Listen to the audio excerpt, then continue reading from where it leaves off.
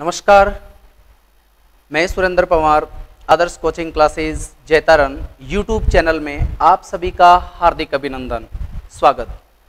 मित्रों, आज हम पढ़ने वाले हैं लोक देवियों के अंदर करणी माता के बारे में। तो करणी माता के बारे में आज हम इस टॉपिक में पढ़ने वाले हैं। जय मां करणी। हम शुरुआत करते हैं।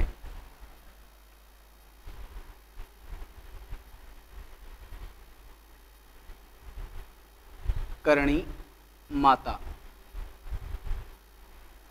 करणी माता के बारे में पहला प्रश्न आता है कि इनका जन्म कब हुआ। करणी माता का जन्म, करणी माता का जन्म।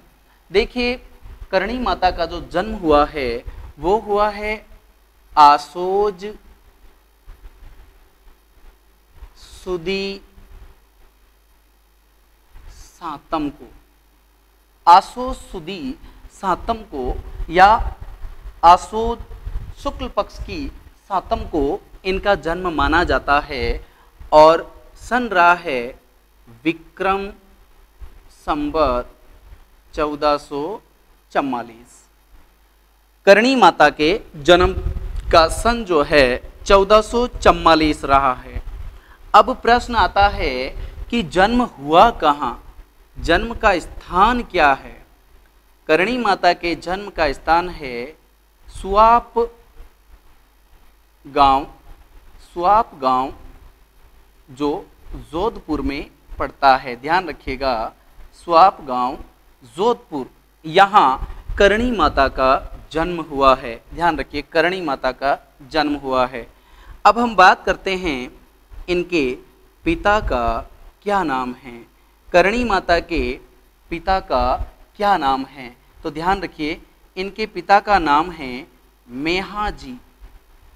मेहाजी चारण। मेहाजी चारण। चारण वंश में करणी माता का जन्म हुआ है। इनकी माँ या माता का नाम है देवलबाई। याद रखिए, करणी माता की माँ का नाम है देवलबाई। देवलबाई। करणी माता के पिता का नाम मेहाजी चारण, इनकी माँ का नाम देवलबाई। इनकी माता का नाम देवलबाई माना जाता है। ध्यान रखिएगा, इनकी माता का नाम देवलबाई। फिर बात आती है कि इनकी बहन का क्या नाम है। करणी माता की बहन का क्या नाम है। ध्यान रखिएगा, इनकी बहन का नाम है गुलाब कंवर। इनकी बहन का नाम है गुलाब कंवर। ध्यान रखिए, इनकी बहन का नाम गुलाब कंवर माना जाता है। करणी माता का एक दत्तक पुत्र है, दत्तक पुत्र है जो गुलाब कंवर का बेटा है, जिसको करणी माता ने गोद लिया है। उसका नाम है लाखन या लखन। ध्यान रखिएगा, लाखन या लखन नाम है करणी माता के पुत्र का, जो गुलाब कंवर का है, जिसको गोद लिया है इन्होंने।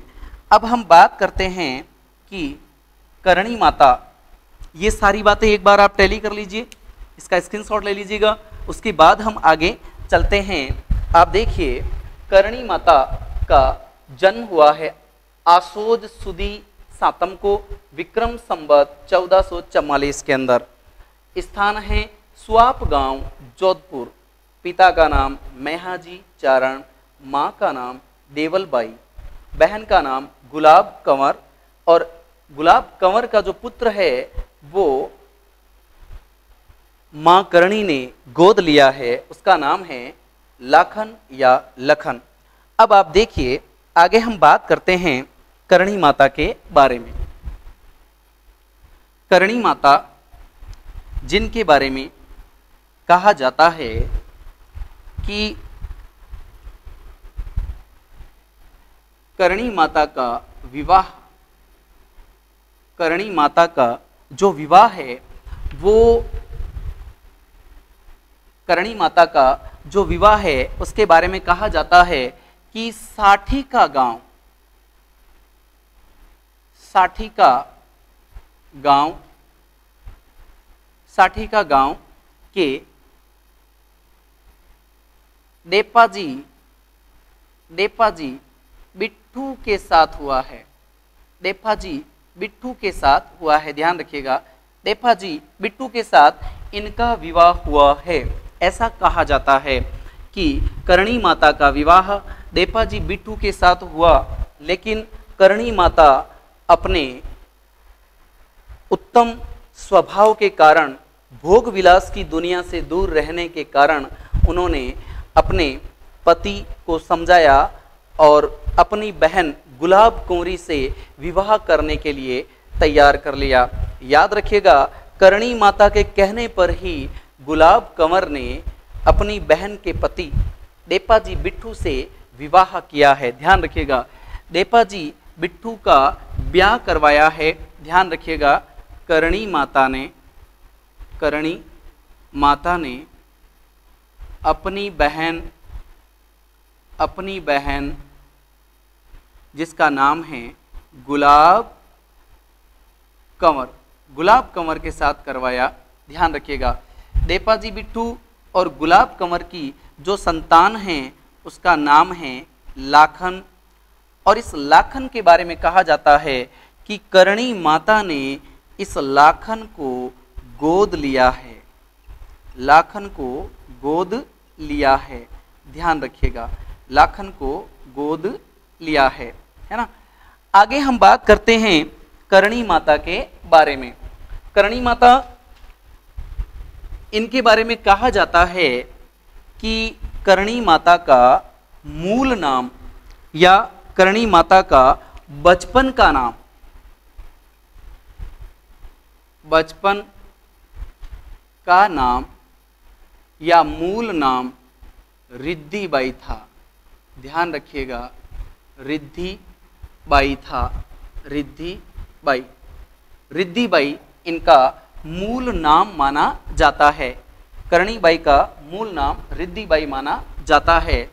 अब हम बात करते हैं इनके उपनाम कौन कौन से हैं। करणी माता के उपनाम कौन कौन से हैं, तो देखिए, करणी माता को डोकरी भी कहा जाता है। करणी माता को डोकरी के नाम से भी जाना जाता है। ध्यान रखिएगा, डोकरी के नाम से भी जाना जाता है। आगे हम बात करते हैं कि करणी माता को जोग माया भी कहा जाता है। करणी माता को जगत माता का अवतार कहा जाता है, जगत माता का अवतार भी माना जाता है। डोकरी कहा जाता है, जोग माया कहा जाता है और जगत माता का अवतार भी माना जाता है। बचपन का नाम कई बार एग्जाम में पूछा गया है, रिद्धिबाई। ध्यान रखिएगा, इनके बचपन का नाम है रिद्धिबाई।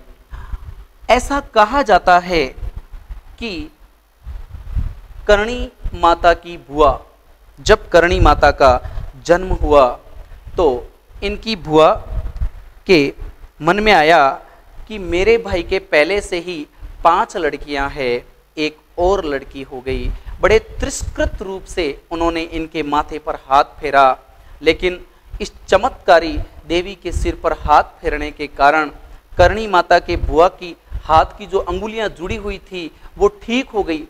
तब उनको लगा कि अरे ये तो कोई चमत्कार है, ये कोई चमत्कारी जो है देवी है, और उन्होंने इसका नाम करणी रख दिया। ध्यान रखिएगा, करणी नाम जो रखा है इनकी बुआ ने रखा है, इनका नाम करणी इनकी बुआ ने नाम रखा है। ध्यान रखिएगा, इनकी बुआ ने ये नाम दिया क्योंकि उनको लगा कि ये तो बहुत अच्छे अच्छे कार्य करने के लिए इस पृथ्वी पर आई है, इसलिए इनका नाम रख दिया गया करणी। अब हम बात करते हैं कि जो करणी माता है, करणी माता है, करणी माता का जो भव्य मंदिर है, एक ध्यान रखिएगा, करणी माता को चारण वंश की कुल देवी कहा जाता है। कुल देवी कहा जाता है। याद रखिएगा। अगला प्रश्न आता है कि जो बीकानेर के राठौड़ हैं, बीकानेर के राठौड़ों की आराध्य देवी, आराध्य देवी कहा जाता है। करणी माता को चारण वंश की कुलदेवी कहा जाता है। करणी माता को बीकानेर के राठौड़ों की आराध्य देवी भी कहा जाता है। ध्यान रखिएगा, बीकानेर के राठौड़ों की आराध्य देवी भी करणी माता को कहा जाता है। करणी माता के मंदिर में सफेद चूहों को काबा कहा जाता है। सफेद चूहों को काबा के नाम से जाना जाता है। ध्यान रखिएगा, सफेद चूहों को काबा कहा जाता है। याद रखिए, करणी माता का प्रतीक चिन्ह, करणी माता का प्रतीक जो चिन्ह है वो सफेद चील को माना जाता है। सफेद चील को माना जाता है। सफेद चील करणी माता का प्रतीक चिन्ह मानी जाती है। सफेद चील करणी माता का प्रतीक चिन्ह माना जाता है। ध्यान रखिएगा, यहाँ पर हमने दो बातें कर ली। मंदिर में सफेद चूहों को काबा कहा जाता है और प्रतीक चिन्ह जो है वो सफेद चील को माना जाता है। अब हम बात करते हैं सफेद चूहों के बारे में। ऐसा कहा जाता है कि करणी माता ने अपनी बहन की शादी देपाजी बिट्टू से करवा करके स्वयं जंगल के बिहड़ों में चली जाती है। जंगल के जो जांगलू के बिहड़ है वहां चली जाती है और नहड़ी का मतलब खेजड़ी के नीचे बैठ करके वहां पर जप तप करने लग जाती है और वहीं पर बिलौना करती है। याद रखिएगा, वहीं पर बिलौना करती है, वहीं पर रहने लग जाती है। हम बात कर रहे हैं जांगलू के बिहड़ों की। जांगलू के बिहड़, ध्यान रखिएगा, जांगलू के बिहड़ में वहां पर नहड़ी खेजड़ी वृक्ष के नीचे बिलौने का काम करने लग जाती है माँ करणी। बिलौना का मतलब आप सभी जानते हैं, दही को मथना, दही मथने का कार्य जो है वो माँ करणी करने लग जाती है। जांगलू के बिहड़ों में देवी जप तप करती है, वहीं पर रहने लग जाती है और नहड़ी के नीचे बिलौना करने का कार्य माँ करणी करती है। अब हम बात करते हैं आगे। चूंकि मैंने आपको बताया कि हम सफेद चूहों के बारे में बात करने वाले हैं, तो माँ करणी ने लाखन को गोद लिया था। लाखन को गोद लिया था और श्रावण पूर्णिमा को रक्षाबंधन के दिन कोलायत झील में लाखन की डूबकर मृत्यु हो जाती है। तो मां करणी जो है उसने लाखन को अपने चमत्कार से पुनर्जीवित कर दिया, जिसके कारण ऐसी किंवदंती है, जनश्रुति है कि यमराज ने मां करणी से कहा कि आपने प्रकृति के विरुद्ध कार्य किया है, आप इस लाखन को पुनः मृत्यु दे दीजिए। मां करणी ने यमराज को मना कर दिया कि मैं ऐसा बिल्कुल भी नहीं कर सकती। तो यमराज ने उनको कहा कि अगर आपने प्रकृति के विरुद्ध कार्य किया तो मैं आपके वंशजों को यमलोक में आना ही बंद कर दूंगी, है ना। ऐसा कहा उन्होंने कि मैं उनका यमलोक में आना ही बंद कर दूंगा, उनको मैं यमलोक में नहीं आने दूंगा। मां करणी ने कहा कोई बात नहीं, आप उन्हें यमलोक में नहीं आने देंगे, मैं अपने वंशजों को अपने साथ ही रख लूंगी। ऐसा माना जाता है कि उनके ही वंशज जो हैं वो उस देशनोक के मंदिर के अंदर सफेद चूहों के रूप में घूमते हैं। इसीलिए देशनोक मंदिर के अंदर सफेद चूहों के दर्शन को अति शुभ माना जाता है, परम सुख आनंद की प्राप्ति होती है उन्हें देखने के बाद। तो हम बात कर रहे हैं सफेद चूहे जिनको काबा कहा जाता है, ये मां करणी के वंशजों की निशानी मानी जाती है, ऐसी जनश्रुति है, ध्यान रखिएगा। आगे हम बात करते हैं कि मां जो करणी हैं इनके बारे में कहा जाता है कि जब ये 6 वर्ष के थे तो इनके पिता को सांप ने काट लिया था, सर्पदंश कर गया था, जिसका करणी माता ने जहर उतार दिया। ध्यान रखिएगा, जहर उतार दिया। ये एक चमत्कार दिखाया, अपने पिता को जीवन दान दिया है, क्योंकि सर्पदंश के बाद में मां करणी ने इनका जहर उतारा है। एक बात तो ये मानी जाती है, ध्यान रखिएगा, इनके बारे में कहा जाता है कि इन्होंने अपने पिता का सर्पदंश का जहर उतारा है, याद रखिएगा। इनके बारे में ये भी कहा जाता है कि देशनोक की स्थापना, देशनोक की स्थापना या यूं कह लीजिए नींव जो है वो मां करणी ने रखी है, मां करणी ने रखी है, ध्यान रखिएगा। अब हम बात करते हैं राजस्थान के 2 बड़े गढ़, एक गढ़ का नाम है मेहरानगढ़, मेहरानगढ़, और दूसरे गढ़ का नाम है बीकाणा या बीकानेरगढ़। इन दोनों गढ़ों की नींव जो है, याद रखिएगा, नींव जो है करणी माता के कर कमलों से रखी गई है, ध्यान रखिएगा, करणी माता के हाथों से रखी गई है, हाथों से रखी गई है, ध्यान रखिएगा, है ना।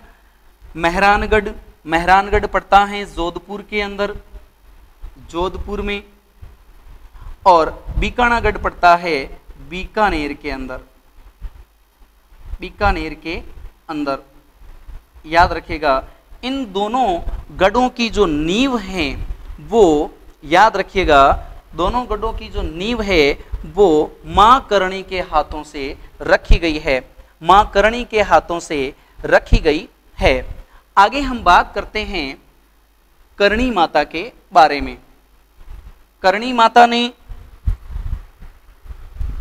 गायों को चुराने वाले या गौधन का हरण करने वाले, हरण करने वाले राव कान्हा का वध किया है, ध्यान रखिएगा, राव कान्हा का वध किया है। राव कान्हा का वध किसने किया है? मां करणी ने किया, क्योंकि वो लोगों की गायें चुरा लिया करता था, गोधन का हरण किया करता था, याद रखिएगा, गोधन का हरण करता था। उसके बाद में आगे हम बात करते हैं कि करणी माता की इष्ट देवी कौन है। करणी माता की इष्ट देवी याद रखिएगा तेमड़ी माता है। करणी माता की इष्ट देवी तेमड़ी माता को कहा जाता है। तेमड़ी माता करणी माता की इष्ट देवी है, इनका इष्ट जो है वो मां करणी को पड़ता है, ध्यान रखिएगा। आगे हम बात करते हैं करणी माता के बारे में। करणी माता के बारे में कहा जाता है कि इनका भव्य मंदिर बना हुआ है, ध्यान रखिएगा, करणी माता का भव्य मंदिर बना हुआ है, भव्य मंदिर बना हुआ है।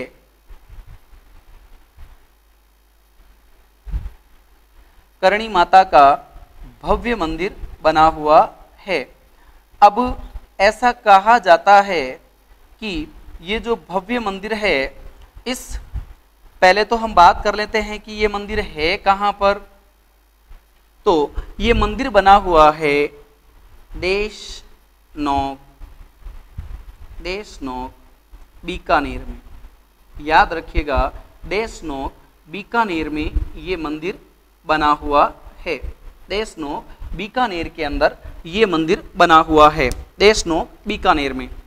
अब इस मंदिर के बारे में बहुत सारी बातें चलती है।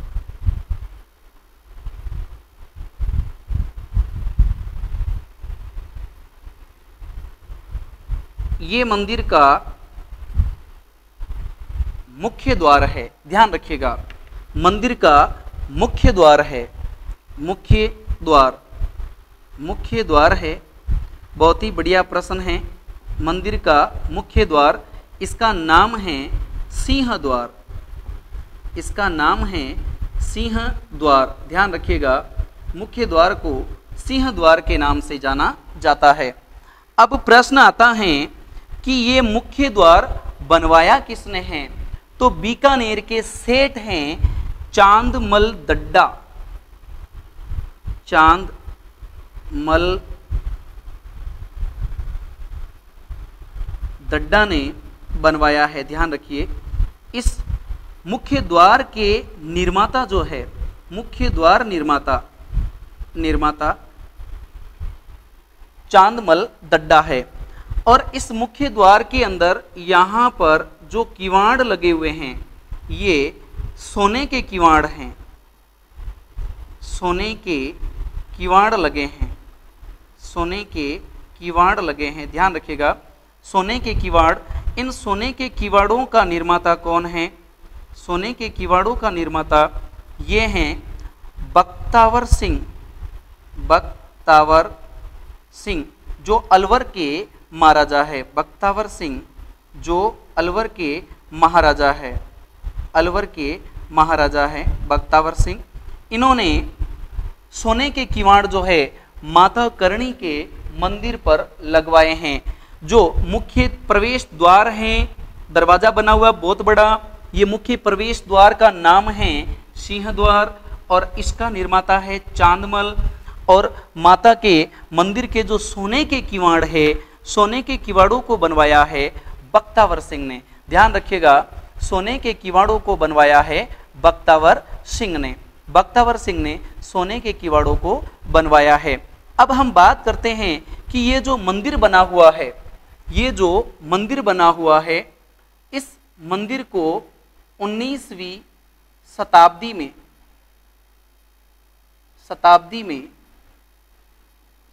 में महाराव याद रखिएगा जेत सिंह के द्वारा बनाया गया है।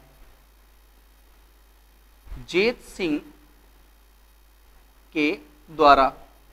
हम बात कर रहे हैं मूल मंदिर की।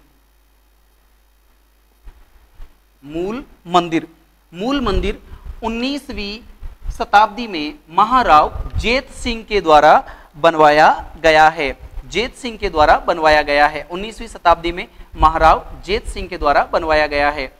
अब हम बात करते हैं कि इस मंदिर का वर्तमान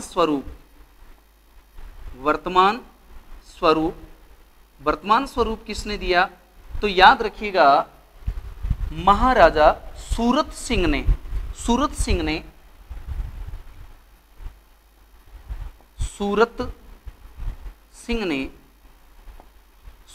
ने वर्तमान स्वरूप दिया है। मंदिर को वर्तमान स्वरूप सूरत सिंह जी ने दिया है। ध्यान रखिएगा, वर्तमान स्वरूप सूरत सिंह जी ने दिया है। अब हम बात करते हैं इस मंदिर के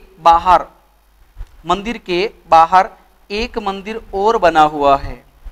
याद रखिएगा, ये मंदिर बना हुआ है देवी का देशनोक में और इस देशनोक की नींव मां करणी ने रखी है। ध्यान रखिएगा, इस मंदिर के बाहर ध्यान रखिएगा एक मंदिर और बना हुआ है, छोटा सा मंदिर बना हुआ है। इस मंदिर के बिल्कुल पास में एक मंदिर बना हुआ है। ध्यान रखिए, ये मंदिर मां करणी के एक ग्वाला था। करणी माता का ग्वाला, जिसका नाम आता है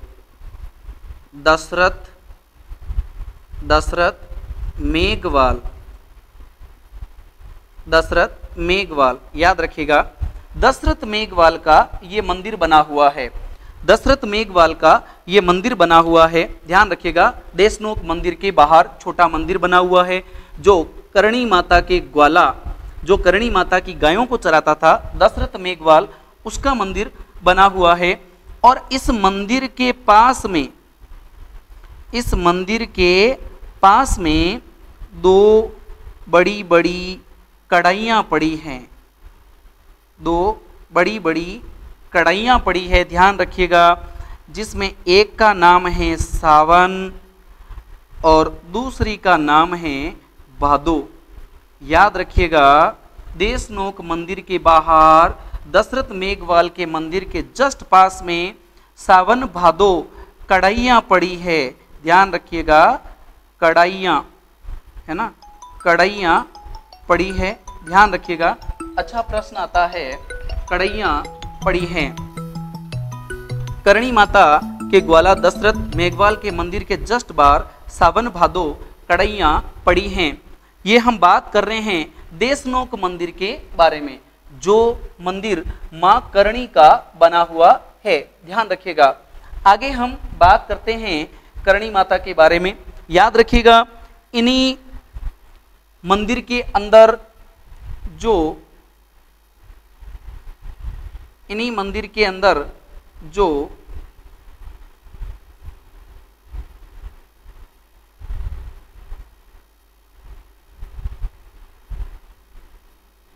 सफेद चूहे हैं, ये काबा कहलाते हैं। सफेद चूहों को काबा के नाम से जाना जाता है और इनको शुभ माना जाता है, इनके दर्शन को शुभ माना जाता है। माँ करणी के मंदिर को, ध्यान रखिएगा, माँ करणी के मंदिर को मठ कहा जाता है। माँ करणी के मंदिर को मठ कहा जाता है, ध्यान रखिएगा, करणी माता के मंदिर को मठ कहा जाता है ना। बढ़िया प्रश्न है, माता करणी के मंदिर को मठ के नाम से जाना जाता है। अब हम बात करते हैं कि जो करणी माता है, जो चारणों की कुल देवी हैं, बीकानेर के राठौड़ों की आराध्य देवी हैं, ध्यान रखिएगा, इनके बारे में कहा जाता है कि गिनेरू तड़ाई, गिनेरू तड़ाई स्थान पर, गिनेरू तड़ाई स्थान पर चैत्र शुक्ल नवमी को, चैत्र शुक्ल नवमी को माँ करणी ने महाप्रयाण किया है, ध्यान रखिएगा, महाप्रयाण किया है। गिनेरू की तड़ाई स्थान पर चैत्र शुक्ल पक्ष की नवमी को माँ करणी ने अपना महाप्रयाण किया है। और ये बात है लगभग, याद रखिएगा, 1595 विक्रम संवत की, 1595 विक्रम संवत की। तो कुल मिलाकर के माँ करणी ने लगभग 150 वर्ष तक इस भौतिक शरीर को धारण करके रखा था और योग क्रिया के द्वारा ही इतना लंबा जीवन इन्होंने जिया है, ध्यान रखिएगा। गिनेरू की तड़ाई स्थान पर चैत्र शुक्ला नवमी को 1595 विक्रम संवत में माँ करणी ने महाप्रयाण किया है। लगभग 150 वर्ष का जीवन माँ करणी ने जिया है, ध्यान रखिएगा, 150 वर्ष का जीवन माँ करणी ने जिया है। तो ये तमाम जानकारियाँ हमने पढ़ी है आज करणी माता के बारे में। आप सभी लोग इस वीडियो को अधिक से अधिक लाइक, शेयर और सब्सक्राइब कीजिएगा।